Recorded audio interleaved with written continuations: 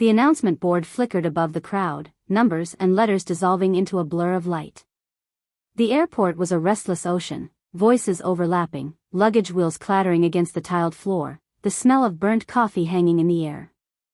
I stood near gate 27, fingers curled tight around the handle of a small suitcase. Its zipper was frayed, one corner scuffed from years of being dragged through places I'd hoped would change me.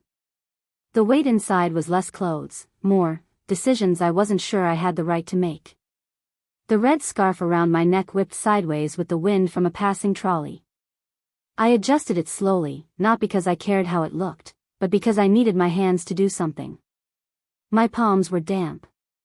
Beyond the glass wall, the runway stretched into the distance, planes gliding like silent predators. Somewhere in that sky, she was still enjoying the final days of her vacation. Somewhere far from this chaos, she had no idea what was waiting for her when she came back. Final boarding call for Flight 214 to New York, the intercom voice droned, cutting through my thoughts. I didn't move. Instead, my eyes found the reflection in the glass, my own face, sharper than I remembered, hair loose around my shoulders, the kind of expression you only get when you've been stripped of something you thought you'd earned forever. 3 weeks ago, she'd smiled across her mahogany desk and told me it wasn't personal. That the company had to make adjustments. That maternity leave put a strain on the team. I'd nodded like I understood. Like I wasn't crumbling inside. Like my daughter's tiny hand curled around my finger wasn't worth more than a title. Now the title was hers to lose. A man brushed past me, muttering an apology. I barely heard him. My focus was on the cracked watch strapped to my wrist, a gift from my late mother. It had stopped ticking the morning I got the email about my demotion. I'd kept it on anyway, a reminder that some endings aren't sudden, they just quietly stop moving forward. I took a slow breath, tasting the metallic chill of the air. My phone buzzed once in my pocket. It's done. No name. No context. Just those 2 words. I glanced at the gate again. The final passenger stepped through, the door closing behind them. Somewhere, the engines roared to life. And for the first time in weeks, my hands stopped shaking. The plane's engines rumbled faintly through the glass, a low vibration in the soles of my shoes. I stayed seated on the edge of a cold metal bench, my suitcase standing upright in front of me like a silent guard. A little girl in a yellow coat ran past, squealing as she leapt into her father's arms. His laugh rose above the crowd, pure, unrestrained joy. I turned my face away before the ache in my chest could turn into something visible. The red scarf itched against my neck. My father had given it to me when I was 16, on the morning I left for my first interview. "It'll keep you warm when the world gets cold," he'd said, tucking it gently around my shoulders. He hadn't been wrong. But warmth doesn't stop you from freezing on the inside. I reached for the cracked watch on my wrist, running my thumb over the splintered glass. It was my mother's, and when she died, I promised myself I'd never take it off. It had stopped working weeks ago, but maybe that was fitting. Time had felt suspended ever since the day my boss, her, cut me down with that polite, rehearsed smile. Rent was late. Daycare fees were piling. Every meal I skipped made my body lighter but my resolve heavier. I wasn't chasing revenge for revenge's sake. I was chasing survival. And maybe, something I couldn't name yet. Across the aisle of chairs, I noticed him again. The stranger. He leaned against a pillar, one hand in the pocket of a worn leather jacket, the other loosely holding a coffee cup that had gone cold a long time ago. His gaze wasn't invasive, it was still, measured, like he was cataloging details without judgment. When our eyes met, he didn't look away. Most people do. A boarding announcement echoed for a flight I wasn't taking. I gripped the suitcase handle tighter. The zipper's frayed edges reminded me of a trip years ago, me, barely out of college, boarding a bus to a job interview in another city.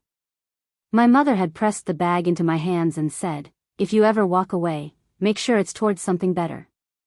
Was this better? Or was I about to burn the only bridge left standing? The crowd thinned. The man still stood there, his stillness unnerving in a place built on movement. My phone buzzed again, this time with a name I knew. My stomach tightened. "Are you sure?" I didn't type a reply. Instead, I found myself watching the man's mouth curve, just slightly, into what could have been a smile, or a warning. I rose slowly, suitcase wheels humming against the floor, but at the gate, I stopped. Not because I wanted to. Because his voice, low, calm, said from behind me, "Maybe think twice." The automatic doors at the end of the terminal hissed open, letting in a gust of damp air. The scent of rain drifted in, soft at first, then stronger, like the sky was preparing to open up. I didn't turn around immediately, even after hearing his voice. My fingers tightened on the suitcase handle, the smooth metal biting into my palm. When I finally faced him, I noticed details I'd missed before. The scuffed leather of his shoes, one lace fraying at the edge. The collar of his jacket slightly torn at the seam. His wallet, barely visible in his back pocket, held a photo sticking out, two boys grinning in the sun, their arms slung over each other's shoulders. "Long day?" he asked, like we were strangers meeting for the first time instead of two people already tangled in each other's silence. I didn't answer. A light drizzle began to tap against the wide windows, each droplet chasing another downward. The runway blurred in the distance, planes taking off into a sky that was swallowing its own light. He stepped closer, his voice softer now. "You're about to do something you can't take back." I almost laughed. As if anything in my life lately could be undone. But then I caught it, the faintest tremor in his hand as he adjusted his coffee cup. Not fear exactly, more like memory. The kind of weight that doesn't let you breathe right. The invisible mirror between us sharpened. The way he carried himself, tired but standing. The way his eyes stayed locked on mine, as if he knew the precise moment a person considers turning back. I saw my own reflection in that look, and it unsettled me. Outside, a rumble of thunder rolled low, the sound settling deep in my ribs. My phone vibrated again in my pocket. I didn't check it. "I'm not here to stop you," he said finally. "I'm here because I know what it's like to win and lose in the same moment. I wanted to ask what happened to you. I wanted to ask who's in that photo. But the questions felt too intimate, and we were already too close without moving." Lightning flared somewhere beyond the clouds, a pale vein splitting the sky. For a moment, neither of us spoke. Then he glanced at the departing flight's board, his jaw tightening just enough for me to notice. "You've still got time," he murmured, but the tone carried something I couldn't name, warning or invitation. The rain began to fall harder, streaking the glass until everything outside was just color and blur. I swallowed, my throat tight. And when I finally stepped forward, I wasn't sure if I was walking toward my plan, or into his. The rain had turned the airport's polished floor into a sheet of dim reflections, faces and lights distorted in the shallow shimmer. I dragged my suitcase toward the exit, my steps uneven, my chest tightening with each one. If I left now, I could disappear into the storm. No second-guessing, no entanglement with a stranger who knew too much. My plan was waiting like a shadow at the end of a hallway, silent, inevitable. Halfway to the sliding doors, I stopped. I told myself it was because the wheels caught on the edge of a rug. But it wasn't. I turned. Just once. He was still there, leaning against the pillar as if time moved differently for him. And in his hand, my red scarf. I must have dropped it earlier. The ends were darkened from the rain that had caught in the door's draft, the fabric heavy and limp. He held it the way someone holds a fragile photograph, carefully, deliberately. His gaze was on me, but his fingers smoothed the fabric like it held its own story. "Some people carry more than just bags," he said quietly when I approached. "They carry silence." The words clung to the air, heavier than the rain outside. A woman walking past glanced at us, her lips pressing into a thin, disapproving line. Maybe she thought we were lovers mid-breakup. Maybe she saw something else entirely. I took the scarf from him, the fabric cold against my skin. For years it had been a shield, a reminder of my father's steady warmth. But in that moment, it felt like something else, an anchor. I should go, I murmured. He nodded once, but his eyes didn't release mine. Then why haven't you? Behind him, a man in a suit looked over briefly before moving on, his expression unreadable. Across the way, a child pointed at the rain, tugging at her mother's sleeve, her laughter light and free. The contrast hit me like a bruise. My throat tightened. The near breakdown came without warning, my vision blurring, my grip on the suitcase slackening. I swallowed hard, forcing the tears back, the way I always did. He didn't step closer, didn't reach out. Maybe that's why I stayed standing there. A boarding announcement cut through the hum of the terminal. Not my flight. Not his either. But the sound pushed something between us, an invisible clock counting down. I wrapped the scarf around my neck, the damp chill sinking into my skin. His gaze followed the movement, as if committing it to memory. I turned toward the doors again. But this time, my steps slowed, and I couldn't tell if I was leaving, or just giving him time to follow. The rain outside had thickened into a silver curtain, swallowing the runway in a blur. My reflection in the glass looked older, sharper, as if the storm had carved something into me in real time. I sat again, same bench, same suitcase, but the red scarf felt heavier now. He was seated a few rows away, head bowed slightly as he tapped something into his phone. A voice over the intercom announced the arrival of a delayed flight. The name of the city caught my attention. It was the same city where I'd sent my desperate last-minute job application last week. My pulse quickened. On instinct, my eyes drifted to him. He wasn't looking at me anymore. He was sliding a document folder into his bag. For just a second, the papers shifted, and I saw the company logo stamped at the top. Her company. Except it wasn't hers anymore. It hit me in fragments, his surname on the folder, matching the name in the news article I'd skimmed 2 nights ago about a corporate takeover. The owner of the company I'd applied to was sitting a few feet from me.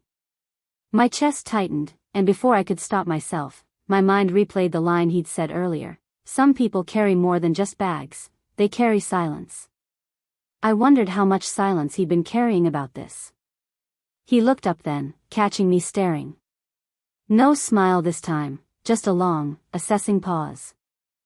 He reached into his jacket and pulled out something small. My scarf. Again. But when he handed it over this time, his voice was different. It belonged to my daughter once, he said softly. Before the world got cold. The scarf felt suddenly too close to my skin. I didn't ask what happened. I didn't need to. Loss was a language I understood without translation. The point of no return came quietly, like a door closing in my mind. This wasn't just chance. This was intersection. And I couldn't walk away now. He stood, adjusting his jacket, and without looking back, said, "If you're staying, come with me." I hesitated only long enough to breathe once. Then I followed. We moved through a service corridor, the hum of fluorescent lights above. My suitcase wheels whispered against the concrete floor. At the end of the hall, he stopped in front of a glass door with a security keypad. He pressed a code, the lock clicked, and the door swung inward. I stepped through, and into a boardroom. Where she was waiting. The room was all glass and shadow, rain streaking the windows like vertical scars. She sat at the far end of the table, polished, perfect, the same expression she wore when she took my title and said it wasn't personal. For a heartbeat, the world narrowed to the sound of my own breathing. He walked past me, placing the folder on the table in front of her. She glanced at it, then at him, and the faintest shift in her expression told me she'd realized she wasn't in control here. "This is the woman you demoted," he said, his voice low but cutting. I braced myself for humiliation, for her inevitable dismissal of me. But instead, she turned to him with that smooth corporate smile. "This is none of your concern." He leaned in, close enough that she flinched. "It's entirely my concern. You're sitting in my chair." The silence after those words was almost physical. I realized then, he wasn't just the owner. He had orchestrated this meeting. And me? I wasn't sure if I was a participant or just the perfect piece to move across his board. The scarf in my hands felt heavier than ever.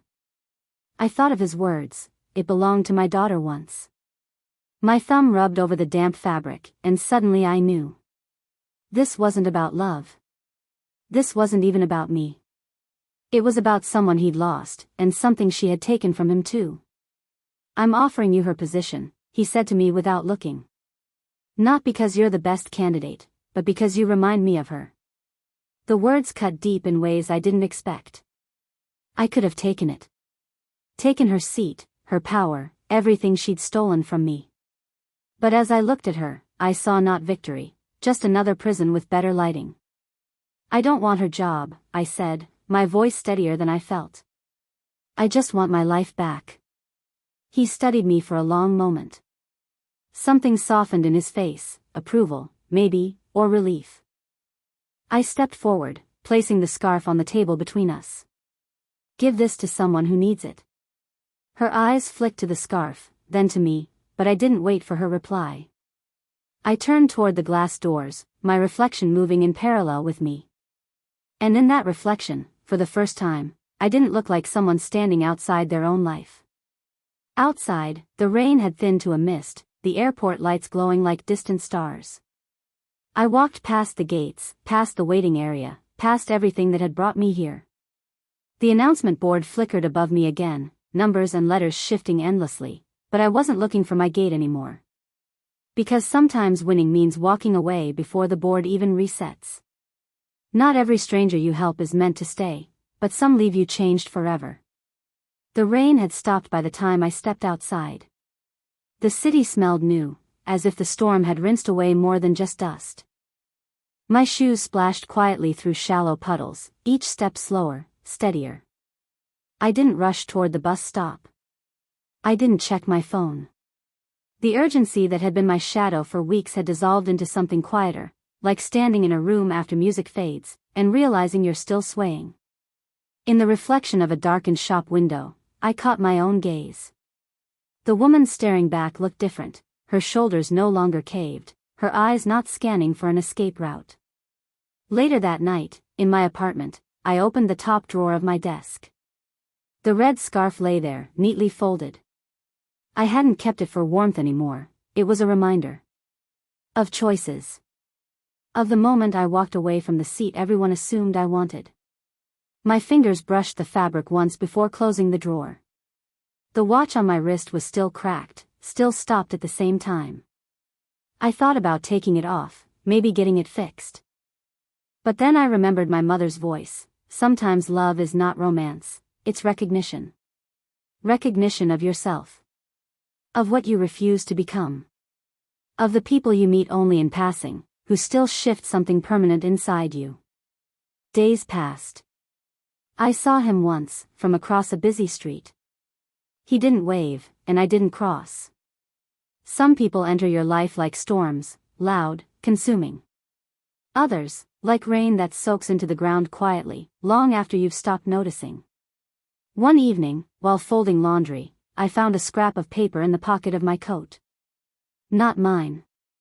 His handwriting, sharp, deliberate. "The world gets cold. Don't let it make you colder." I didn't know if he'd meant it for me or for the daughter who once owned the scarf. Maybe it didn't matter. Months later, I'd still glance at the airport whenever I passed it on the train. Not for the planes, but for the memory of that moment, the threshold where I could have taken power and instead chose peace. People think strength is about holding on. I think it's about knowing when to let go without leaving yourself behind. And maybe that's the thing about strangers, you never know if they're carrying a warning or a gift until they're gone. But some leave you wondering. Which one was I for them? 3.